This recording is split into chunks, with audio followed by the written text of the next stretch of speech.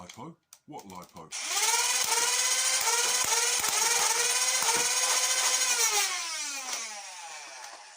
You do not need to use lipos to power your blasters.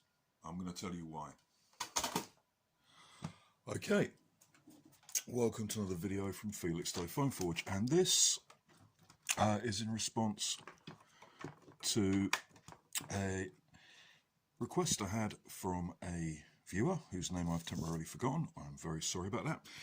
And he asked me to do a video about why I didn't use lipos. And the other day I also had a comment asking whether I was using a 2S or 3S lipo in a build. I don't. And I'm going to tell you why. Firstly, lipos are safe. I'm not saying they're not. Lipos are safe in the way that hand grenades are safe and nuclear power stations are safe. They're safe until they're not used properly, and then they become dangerous. If you overdraw a lipo, that is, you demand more current from your blaster demands more current than the lipo can safely produce, you can damage the cells, and that can cause problems. If you over discharge your lipo, if you take it down below, I think it's something like 3.3 volts per cell, you can damage the cell, problems afterwards. If you bash a lipo into things too much, you can damage the cell, problems afterwards. And secondly, they need to be storage charged. Thirdly, in fact, if you're not going to use them for a while, you need to storage charge them. So they need to be looked after properly, they need to be used safely, and they need to match the current draw at least of your blaster at store. Do those things right, you're fine. Don't do those things right, you've got problems.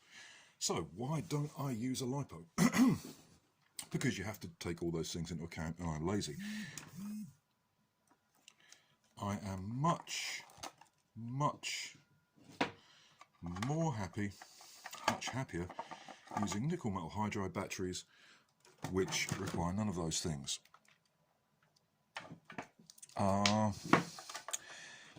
You can ask, let me take this pack for example. This pack is capable of putting out 25 amps at stall. This blaster demands roughly 50 odd amps at stall. If I put a lipo capable of 25 amps in this blaster, I would damage it. Nickel metal hydride will produce as much current as it's capable of and no more, and we'll just go, no, that's your lot, buddy. Safe.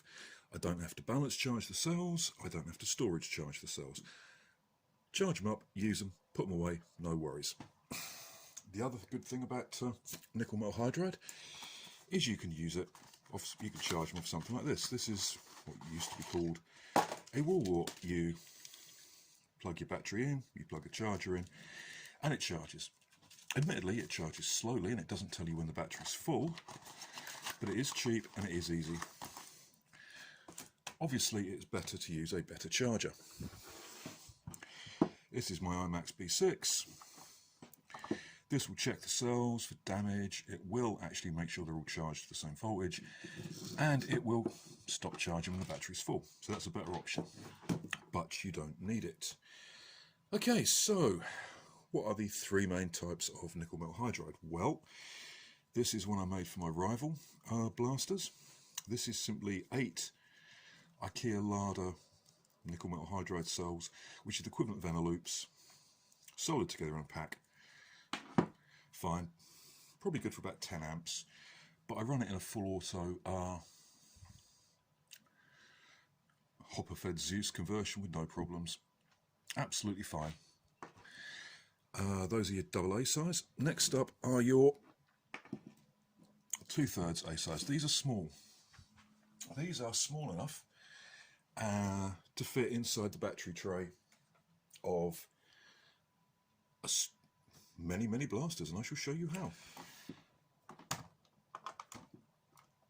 If we open this up,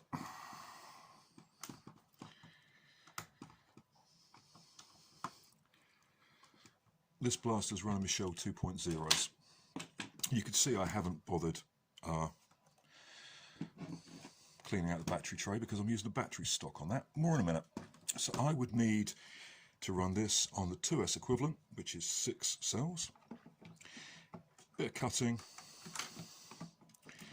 and that will fit in there without too many problems. No worries.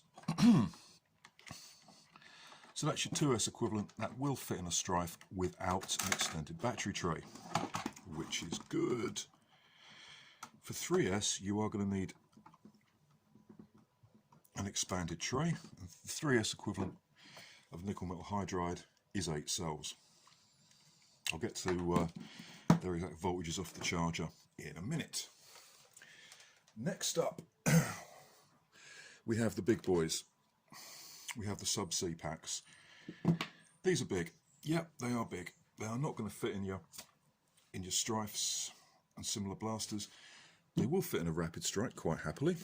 Just have to do a bit of cutting. And regardless of the capacity, all the cells are the same size. These are 3,300 milliamp hours, and so a Lipo of similar capacity would be about the same size. This is a 5,000 milliamp hour pack. Same thing. To do these, you are going to need a battery stock. I like the Worker M4 stock because it's got a rubber butt plate, and all you have to do is run your battery connector lead out of the back instead of out the side. This will take a little bit of dremeling, but then it will fit that big old pack in there quite nicely with plenty of room for the wiring. There you go. Worker also do a couple of 3D printed battery stocks, but they are as ugly as all heck.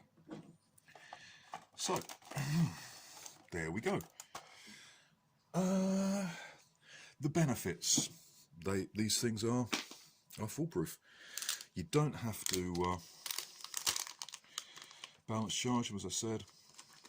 You don't have to storage charge them. They'll charge hundreds and hundreds of cycles, and they're fine. Now, although nominally a 6.2, a 6-cell pack has a nominal voltage of 7.2, which is a little lower than a Lipo. This one is off the charger, and if I can get this in here, we should be able to see what the actual voltage is. This is going to be a bit tricky. I think I'm going to get the camera right down close.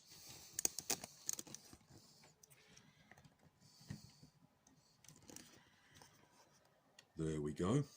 If I connect these up, we should be able to see what the voltage is. Get in there. Hopefully. Let's just plug that in there.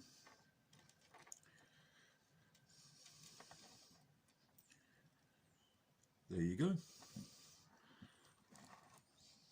Fresh off a charger, 8.43. Same as a Lipo. This is our 3S equivalent. Straight off the charger. Let's see what the voltage is on this.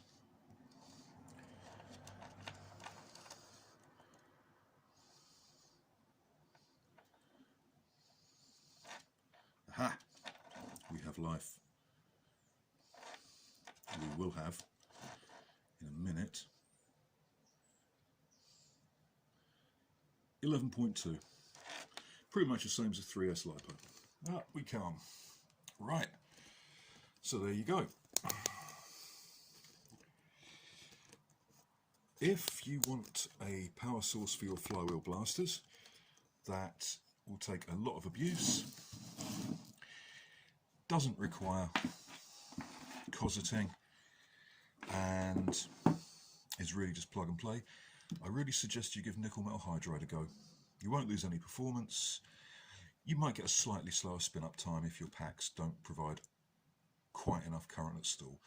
I mean, most sub-Cs are 15, sub-C cells are 15C burst, so this is good for 50.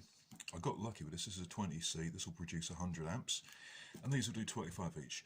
You just saw me run this one in a blaster that had a 50 amp stall current. Can I put out 25? It's no problem at all. The only downside is cost. They are a little bit more expensive than a Lipo. However, They are no more expensive than a LiPo of similar capacity. Yeah? A 950 milliamp hour graphene Panther can cost you, I don't know, round about a tenner. This cost me about 18 quid, but it's got a lot higher capacity. Same with that, same with this. And this 5,000 milliamp hour one, I think I've charged 8 times in the 2 years I've had it. So there you go. You do not need a LiPo. And do not use IMRs, really. Not unless you've got big 18650 size ones, and they're from a reputable manufacturer, and you know for a fact they can supply enough current. The little AA size ones, do not touch under any circumstances, at your own peril. There you go. That's a quick video in answer to, could you explain nickel metal hydride cells to me? There you go. They have a nice flat discharge current. They retain their actual voltage charge for quite a long time. And they're a viable alternative to LiPos. Somebody was asking on Reddit the other day why everybody used LiPos. Because everybody uses LiPos. People see, people do. I did a lot of research and came to the conclusion that I wasn't going to be prepared to muck about with a battery that would throw a snit if I didn't treat it properly. There you go. That's just this short little video.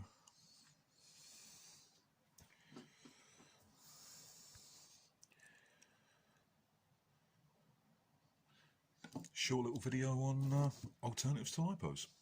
Nickel Metal Hydride. Works for me. Give them a try. Tell me what you think. Comments in the section. Comments, yeah. Sorry, just done a night shift. Comments in the comments section. Like, subscribe, all the usual gubbins. And tell me what you think about batteries. Looking forward to hearing from you. And thank you for watching.